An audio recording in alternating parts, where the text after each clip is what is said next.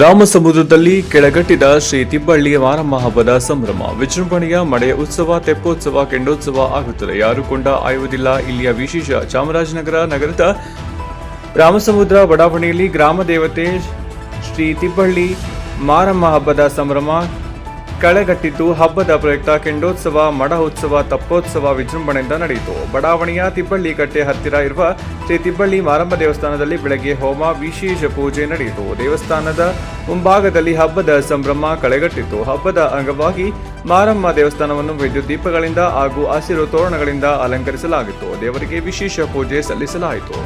ಮಾರಮ್ಮ ದೇವಸ್ಥಾನದ ಮುಂಭಾಗದಲ್ಲಿ ಹರಕೆ ಹೊತ್ತವರು ಮಡೆ ಸೇವೆ ಸಲ್ಲಿಸಿದ್ರು. ಭಕ್ತರು ಸಾರಥಿ ಸಾಲಿನಲ್ಲಿ ನಿಂತು ಮಾರಮ್ಮ ದರ್ಶನ ಪಡೆದು ಪುನೀತರಾದರು. ದೇವಸ್ಥಾನದ ಮುಂಭಾಗದಲ್ಲಿ ಕೆಂಡೋತ್ಸವ ನಡೆಯುತ್ತದೆ. ಆದರೆ ಯಾವ ಭಕ್ತರು ಕೊಂಡ ಆಯುವುದಿಲ್ಲ. ಕೆಂಡೋತ್ಸವಕ್ಕೆ ಪೂಜೆ ಮಾತ್ರ ಮಾಡಲಾಗುತ್ತದೆ. ಅದು ಇಲ್ಲಿನ ವಿಶೇಷ. ಗ್ರಾಮದ ಸಹಸ್ರಾರು ಜನ ಭಾಗವಹಿಸಿ ಭಕ್ತಿ ಭಾವ ಮೆರೆದರು. ಯಜಮಾನ ನಾಗರಾಜು ಮಾತನಾಡಿ, ಪ್ರತಿ ವರ್ಷದಂತೆ ಈ ವರ್ಷವೂ ಕೂಡ ಗ್ರಾಮ ದೇವತೆ ಶ್ರೀ ತಿಬ್ಬಳ್ಳಿ ಮಾರಮ್ಮ ಹಬ್ಬವನ್ನು ಆಚರಣೆ ಮಾಡಲಾಗುತ್ತಿದ್ದು, ಯಾವುದೇ ಭೇದ ಭಾವವಿಲ್ಲದೆ ಎಲ್ಲರೂ ಒಗ್ಗಟ್ಟಿನಿಂದ ಆಚರಣೆ ಮಾಡುತ್ತಿದ್ದೇವೆ. ಮಾಡಸೇವೆ, ತೆಪ್ಪೋತ್ಸವ, ಕೆಂಡೋತ್ಸವ ನಡೆಯುತ್ತಿದೆ. ಆದರೆ ಯಾರು ಕೂಡ ಕಂಡಾಯುವುದಿಲ್ಲ. ಕೆಂಡೋತ್ಸವಕ್ಕೆ ಪೂಜೆ ಮಾತ್ರ ನಡೆಯುತ್ತದೆ. ಸಂಪ್ರದಾಯದಂತೆ ಕೆಂಡೋತ್ಸವ ನಡೆಯುತ್ತದೆ ಎಂದರು.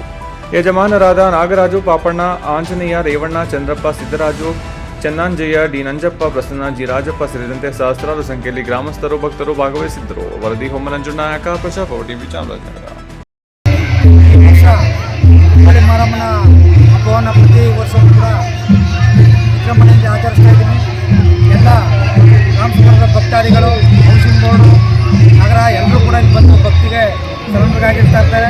ಮತ್ತು ಎಲ್ಲ ಕೋಮಿನ ಯಜಮಾನಿಗಳು, ನಮ್ಮ ಬೀದಿ ಯಜಮಾನಿಗಳು, ಅಫಿಷಿಯಲ್ ಸಂಘದ ಅಧ್ಯಕ್ಷಗಳು, ಪದಾಧಿಕಾರಿಗಳು ಎಲ್ಲರೂ ಕೂಡ ಇದರಲ್ಲಿ ಭಾಗವಹಿಸ್ತಾ ಎಲ್ಲನೂ ಯಶಸ್ವಿಯಾಗಿ ನಡೆಸಿಕೊಡ್ತಾರೆ. ಈ ಹಬ್ಬದ ದಿವಸ ಏನು?